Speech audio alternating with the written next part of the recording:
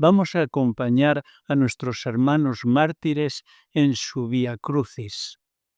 Paradójicamente, se inició en el traslado desde el seminario a un misterioso cenáculo, el salón de los Escolapios en el que fueron recluidos. Este salón puede evocarnos, como veremos, la sala donde tuvo lugar la última cena de Jesús con sus discípulos y aquella magnífica conversación a través de la cual Jesús preparó a los suyos, después de lavarles los pies, para el desenlace de la cruz.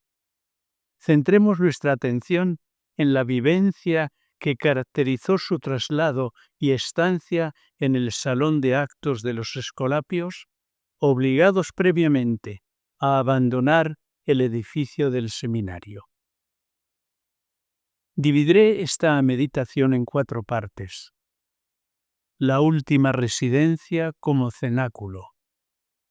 La vivencia en el salón, misterioso clima eucarístico formativo. La Eucaristía, parusía anticipada y puerta del cielo. El salón como templo eucarístico. Hoy estarás conmigo en el paraíso.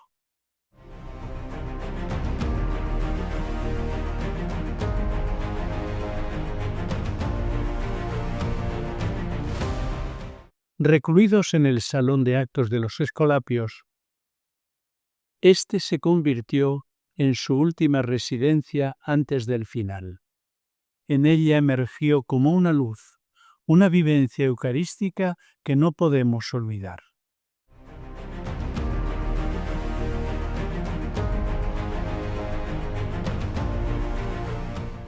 En la tarde del lunes 20 de julio de 1936, unos 60 anarquistas armados irrumpieron en nuestra comunidad de Barbastro, en que residían 60 misioneros claretianos. Su finalidad era verificar si escondían armas, tal como se había propagado calumniosamente de los religiosos en aquellos años. A pesar de no encontrar armas, fueron detenidos. Los misioneros vestían sotana. Aun así, toda la comunidad misionera fue detenida y encarcelada. Los jóvenes, de menos de 25 años, la mayoría, fueron encerrados en el colegio de los Escolapios, en condiciones sumamente precarias, infrahumanas, con la carencia de la más mínima sanidad, y en los días de unos meses de verano, finales de julio y comienzos de agosto, un mes muy caluroso.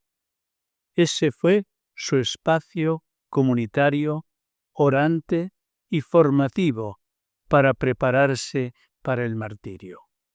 Allí se prepararon para aceptar gozosos el don del martirio y ser capaces incluso de perdonar a sus enemigos.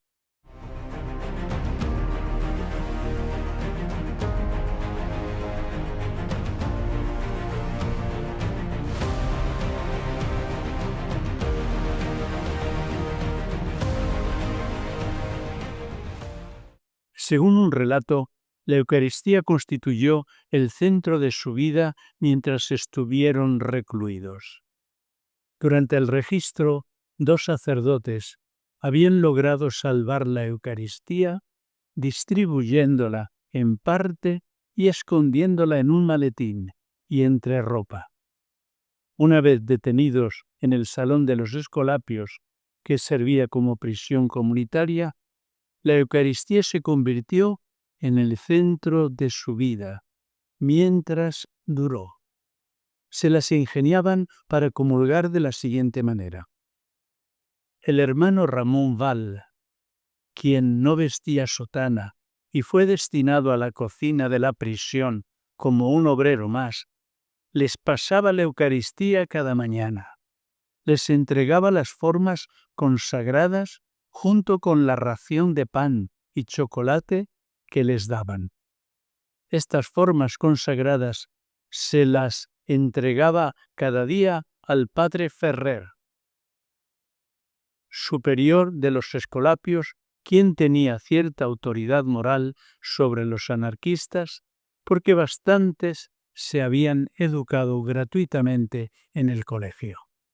Esto permitió que los misioneros pudieran comulgar bastantes días y fortalecer así su espíritu como los primeros cristianos. Además, algunos de ellos habían logrado guardar formas consagradas en el pecho antes de salir de casa y se movían como sagrarios vivientes. Otros seminaristas y hermanos se acercaban disimuladamente a ellos para adorar al Señor en el sacramento. El estudiante argentino Hall, que por ser extranjero fue liberado, recordaría luego la avaricia espiritual con la que se les acercaban disimuladamente los otros para adorar al Señor en el sacramento.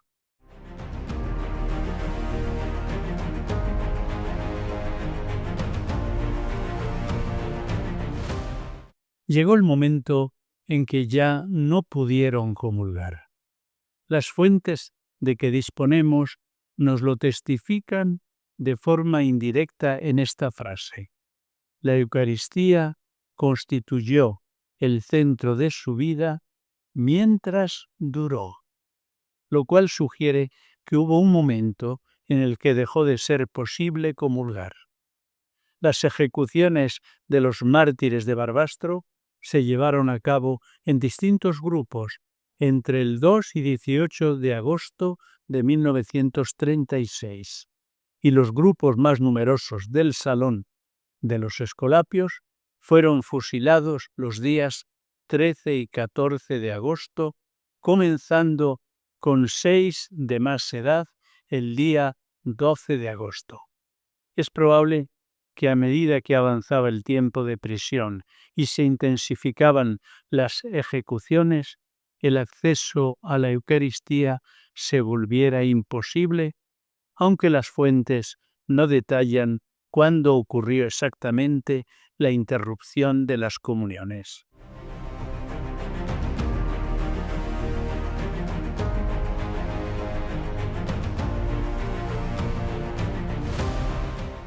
La presencia eucarística generó un clima misterioso de presencia de Jesús en medio de aquella reclusión. Jesús y Eucaristía se convirtió en su formador.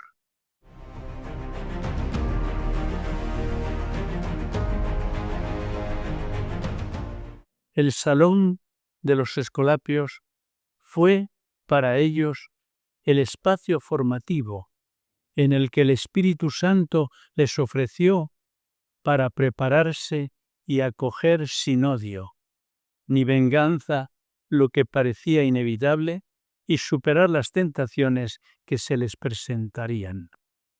Por eso fueron llenando las horas con prácticas espirituales, oración, lectura clandestina del breviario, conferencias secretas, momento de meditación, el rezo del rosario o incluso cantar y animarse mutuamente para el martirio.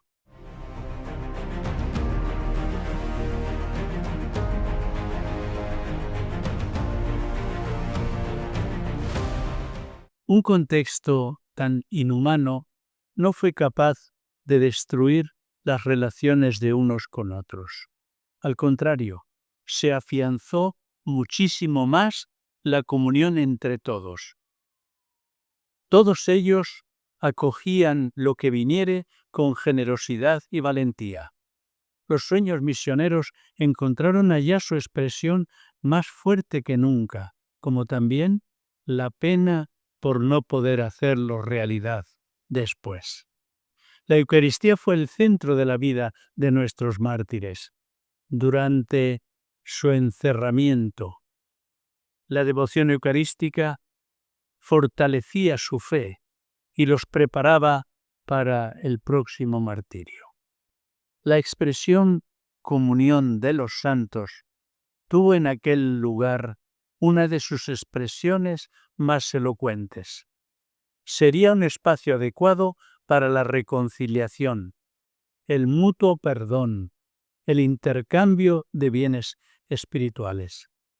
A pesar de las difíciles condiciones en que se encontraban, tuvieron imaginación para escribir sus mensajes en papeles, en maderas, en los muros, en las escaleras. Aunque muchos de estos escritos se perdieron, otros se conservaron. Uno de ellos fue el de Rafael Briega, que estudiaba la lengua china. Le dijo a Hall: hágale saber al padre José Foguet, que entonces era el administrador apostólico de Tonkin, China, que ya que no puedo ir a China, como siempre he deseado, ofrezco gustoso mi sangre por aquellas misiones y desde el cielo rogaré por ellas. Otro seminarista, escribiendo a su familia, les decía: al recibir estas líneas, canten al Señor por el don tan grande y señalado como es el martirio que el Señor se digna concederme. Y otro escribía: viva el corazón inmaculado de María. Nos fusilan únicamente por ser religiosos. Y añadía: no ploreu per mi, soc mártir de Jesucristo. También se conserva el documento firmado por los 40 mártires, la carta a la congregación.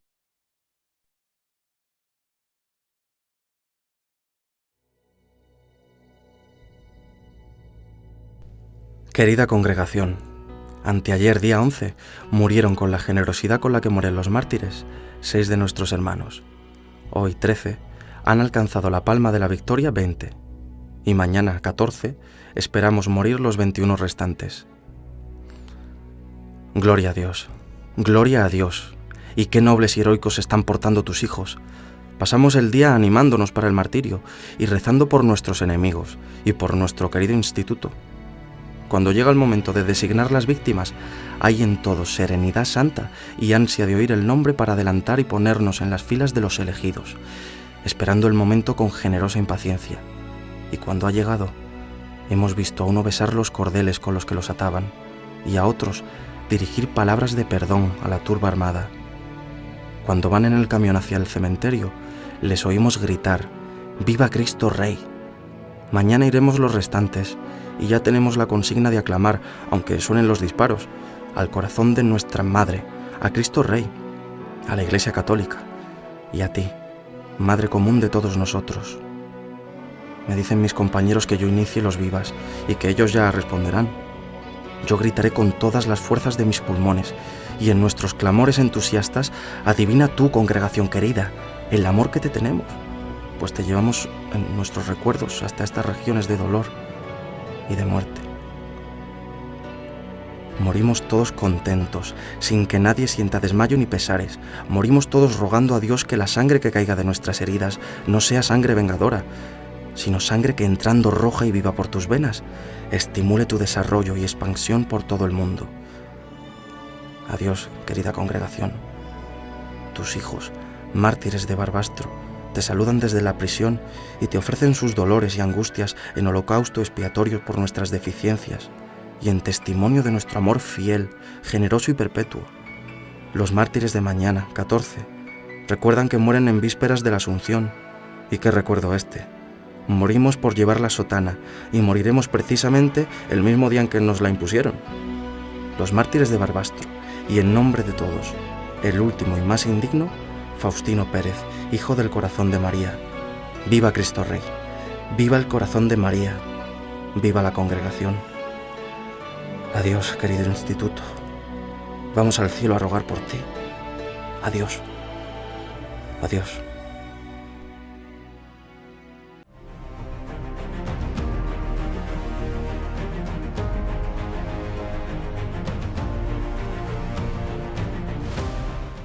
La Eucaristía es memorial de la última cena de Jesús con sus discípulos y memorial de la pasión, muerte y resurrección de Jesús. San Pablo lo expresó así: proclamáis la muerte del Señor hasta que vuelva. La Eucaristía es memoria, presencia y también anticipación del futuro, de la parusía o de la última venida de Jesús. La Eucaristía, que hunde sus raíces en las comidas de Jesús, en su anuncio del reino y en la última cena, memoria, es también presencia de Jesús donde estamos, en el hoy que vivimos, pero también anticipa y hace presente el banquete futuro escatológico y el reino, el vino nuevo del reino de Dios.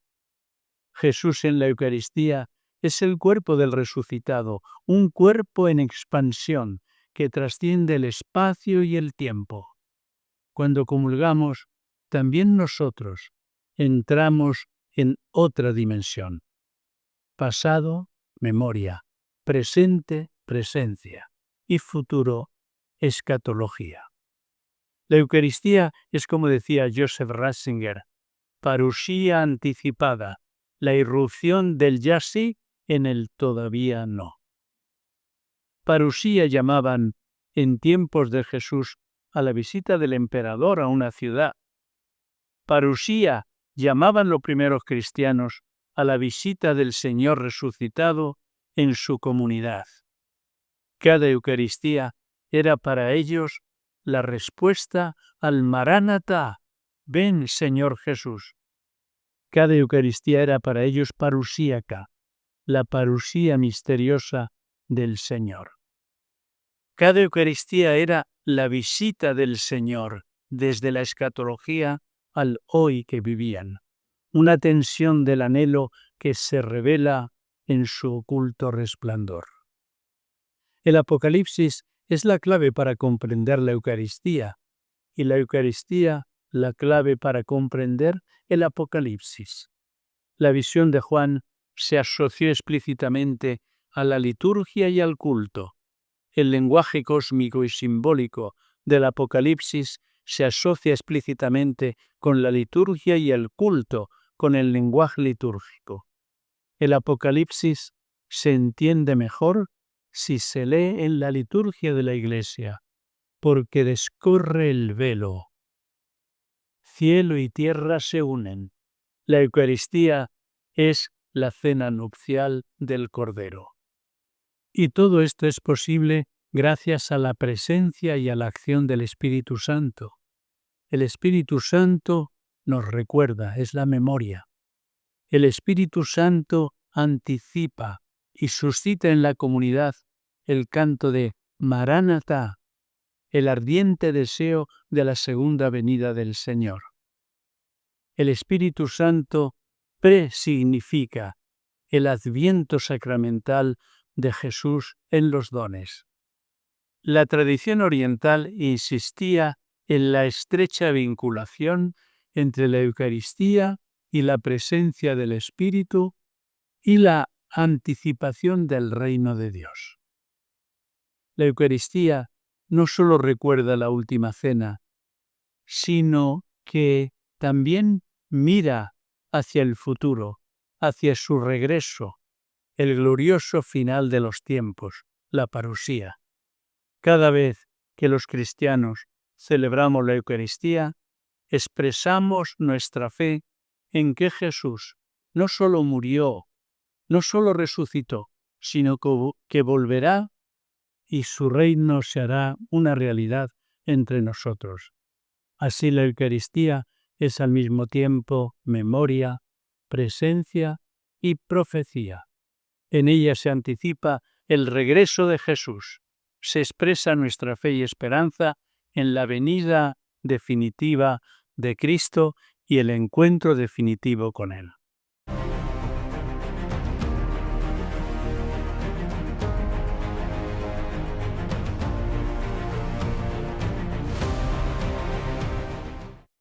En aquel salón de los Escolapios, nuestros mártires vivieron en clima eucarístico. Se prepararon para unir su cruz a la cruz de Jesús, su sacrificio voluntario al sacrificio de Jesús. La Eucaristía fue para ellos la porta coeli, la puerta del cielo, y la voz que les decía: hoy estarás conmigo en el paraíso. La Eucaristía fue para ellos su viático, el pan de la última etapa del camino.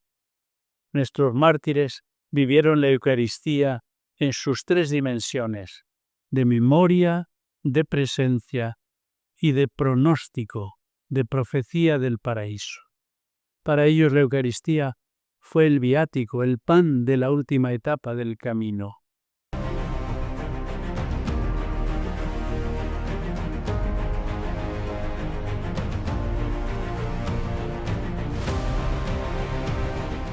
Y ahora entremos en la capilla de la resurrección.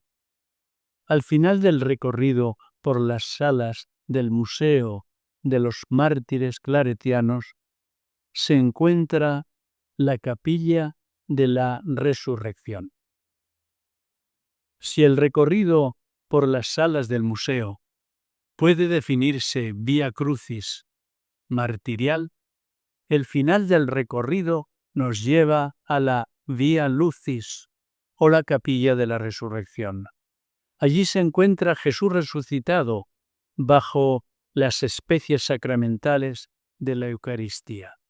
En la parte posterior hay una cruz grande junto con los 51 balazos que representan la muerte de cada uno de los mártires, lo cual se presenta como un nuevo calvario conjunto.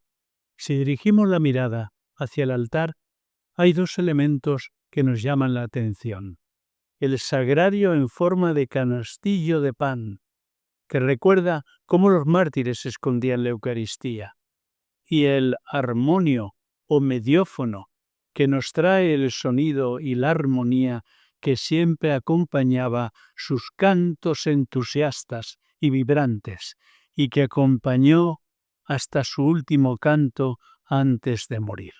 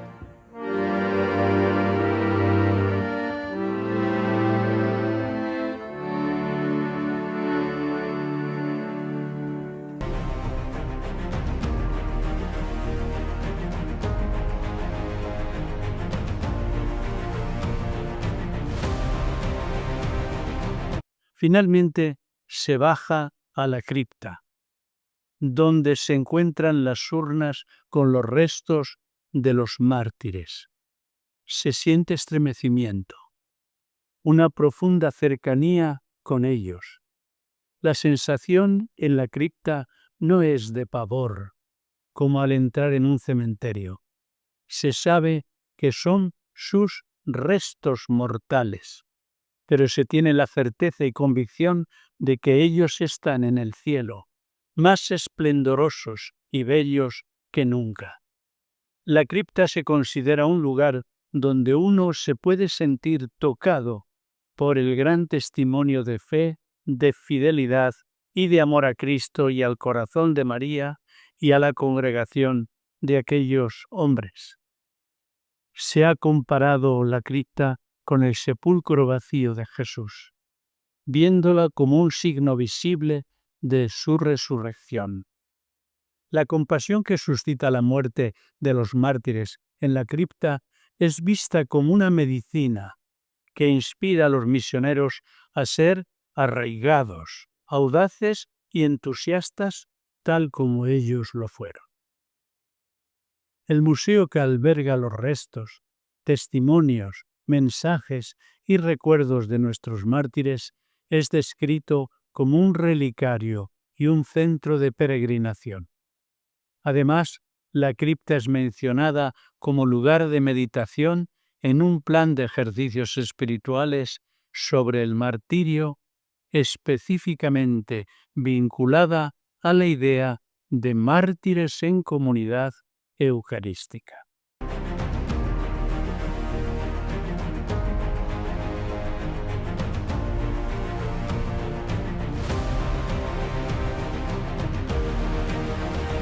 Una lectura orante en primer lugar. Lee despacio el relato de los mártires en el Salón de los Escolapios. Imagina que tú también estás allí compartiendo su espera, su oración y su comunión. Guarda silencio y contempla.